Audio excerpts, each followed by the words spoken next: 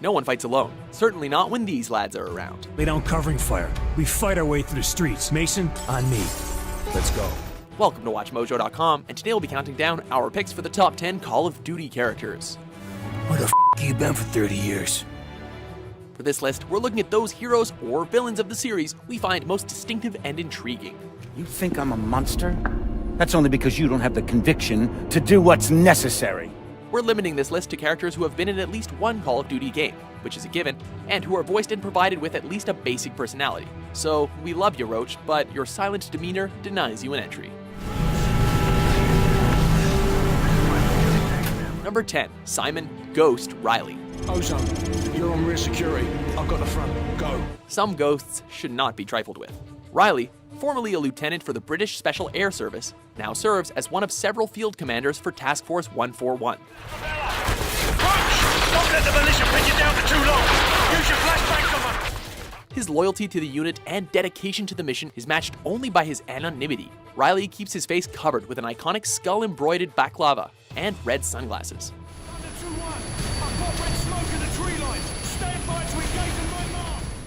He's also never without his headset, which helps him stay within arm's reach of his team. We need to protect the DSM until the transfer's done. Use the weapons caches and set up your claymores if you've got any left. Defensive positions, let's go. Number 9, Vladimir Makarov.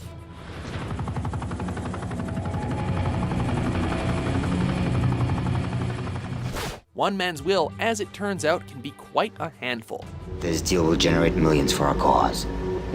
Money can buy many things, even power. Such is the case with Makarov, the first of 4 horsemen sought by America and Britain for terrorist activities. Do it. Thousands of souls extinguished by the push of a button. The man has accumulated quite the rap sheet in a short time. He led a massacre in the Moscow airport, incited war between Russia and the United States, and continually evaded capture by Task Force 141. You never should have come here. What's he talking about? Get out now! Indeed, in the wake of his mentor Imran Zakayev's death, Vladimir Makarov truly is the world's most dangerous man. My friend, my ally, my betrayer. What happens here today will change the world forever. Nothing can stop this. Not even you. Number 8, Alex Mason. Your name is Alex Mason. You were born in Fairbanks, Alaska. In 1961, you served in a CIA assassination team known as Operation 40. Good men fall far, and no one knows this like Alex Mason. Easier. I felt like everyone was watching us. And watching me. An Alaskan native and former Marine captain, Mr. Mason is a loyal American citizen whose dedication is tested when he's captured during the Bay of Pigs invasion. Do with him what you wish, General. He's my gift to you, in honor of our new relationship. Just make sure that he suffers. For 2 years, life is torturous, as his mind is used to test Soviet brainwashing technology. As a result, Alex is continuously tormented by agonizing visions and the prospect of being a Soviet sleeper agent. Yet, through the pain and uncertainty, Alex still manages to stand by America and refuses to give up in despair. Try to with my mind. You fight. You don't know anything. Number 7, Raul Menendez. Opulence is sinful and we all pay for it. Rarely is evil so potent or sympathetic. For those souls who have toiled and wrought and thought with me, some work of noble note may yet be done. This Ulysses-quoting visionary began as a simple child whose family was embroiled in the drug trade, which brought only devastation to him. An American torched the warehouse. For insurance money, $11,000. That was the value they placed on our life.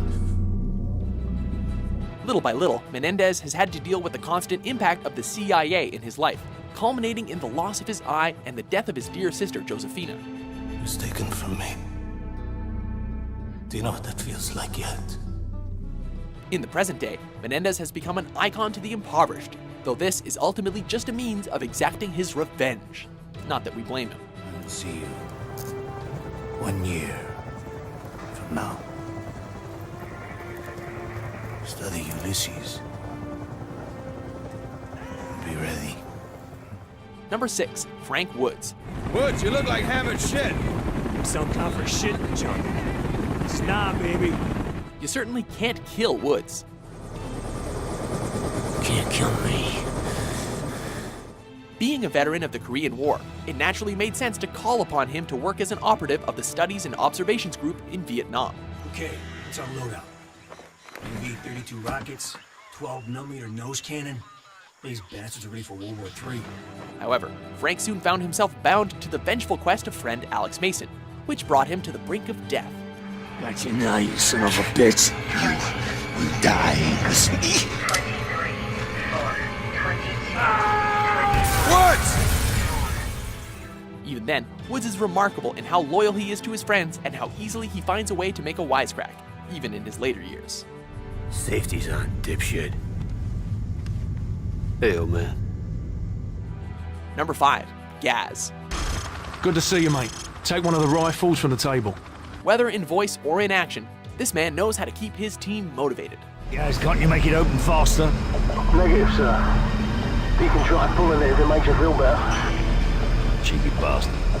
Lieutenant Gaz, known only by that singular name, serves with the 22nd Regiment during their mission to stop the Russian ultranationalists' machinations. Good news first. The world's in great shape. We've got a civil war in Russia. Government loyalists against ultranationalist rebels. And 15,000 nukes at stake. Throughout increasingly grim and morbid circumstances, Gaz maintains a sort of dry wit, questioning the moral stance of Russians, for instance. Loyalists, eh? Are those the good Russians or the bad Russians? Well, they won't shoot us on sight, if that's what you're asking. Yeah, well, that's good enough for me, sir. He's not without a serious tone, but his priority is to make the dark reality surrounding his team a little easier to handle. Nice, the watermelon. Nice! Your fruit-killing skills are remarkable. Number 4. Jonathan Irons. Excuse me, Private Mitchell. I'm Jonathan Irons. I'm Will's father. Played by Kevin Spacey, this seemingly sterling entrepreneur has a dark side to him. Give me a break. People don't want freedom. They want rules, boundaries, protections. Irons, founder of the private military contractor Atlas Corporation, prides himself on camaraderie and compassion. In the aftermath of his son's tragic passing, he offers his son's friend, Jack Mitchell, a job at Atlas, and a fancy new arm to boot. I want to offer you a second chance. Mr. Irons, Mitchell's been discharged with his injuries. I'm aware of his injuries, Sergeant. At Atlas, we have prosthetics that are 20 years beyond anything the military could offer you. In public and with his employees, the man is aloof and amicable, but behind the scenes, Irons is scheming for world domination, crossing moral lines and building up his own power base. It's no wonder he was so flippant with the UN. I have sent people to die in your wars. So I feel uniquely qualified to tell you, your wars don't work. Number 3. John Soap McTavish. Good luck, mate. I'll see you on the far side. Apparently, embarrassing nicknames build character. Who would have guessed? Right. What the hell kind of name is Soap, eh? How'd a muppet like you pass selection? McTavish was just a simple recruit of the SAS, brought on board to fill out the 22nd Regiment. Soon, however, the Scottish newcomer made a name for himself as the team's expert sniper and demolitions man.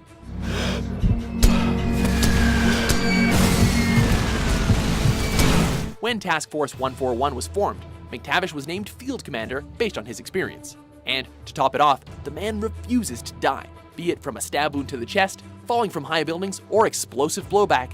Soap is a survivor until he dies. Oh no, no, no, no, no! Soap! No, no, no! Soap! Number 2. Viktor Reznov. Every journey begins with a single step.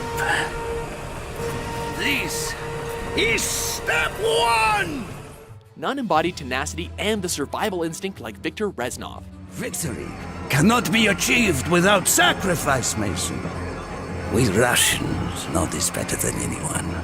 Our first encounter with the Russian soldier is in Stalingrad, where he narrowly avoids a Nazi massacre and comes back swinging. From there, it's one crisis after another. Everything from losing a finger to watching a comrade die by flamethrower to participating in the Battle of Berlin. Even after the war, Reznov is tested by loss and suffering, yet remains driven and never ceases fighting for his freedom. It is this drive, ultimately, that ensures his memory will live on. We take Vorkuta! What is step 2? Ascend from darkness! Before we unveil our top pick, here are a few honorable mentions. It's him. Nikolai, are you all right? Can you walk? Yes, I can still fight. Thank you for getting me out of here. Tomorrow, there will be no shortage of volunteers. No shortage of patriots. I know you understand. Miller, you're okay. Thank God. Briggs, turn that off. Roger that. I got something better in Man, this is Red Dot. TV station secure. No sign of Al-Assad. The broadcast is a recording. Over. Hey, yo, listen. Yeah. Big word Trust me.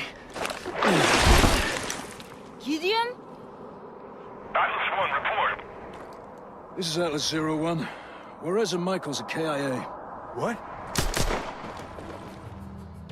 Number 1, John Price. Perfect. Move out. The man, the myth, the legend. For Call of Duty, there is no other.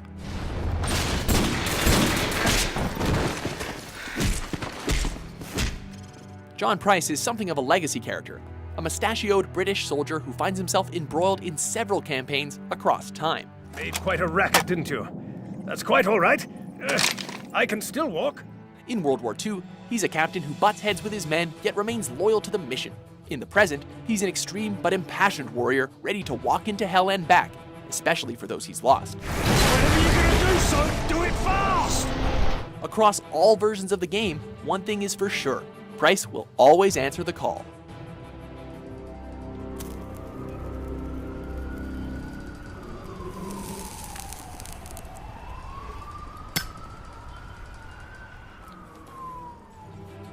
Do you agree with our list? Proper good job, mate. Who's your favorite character in the wide Call of Duty menagerie? For more dutiful top 10s published every day, be sure to subscribe to WatchMojo.com. Nicely done.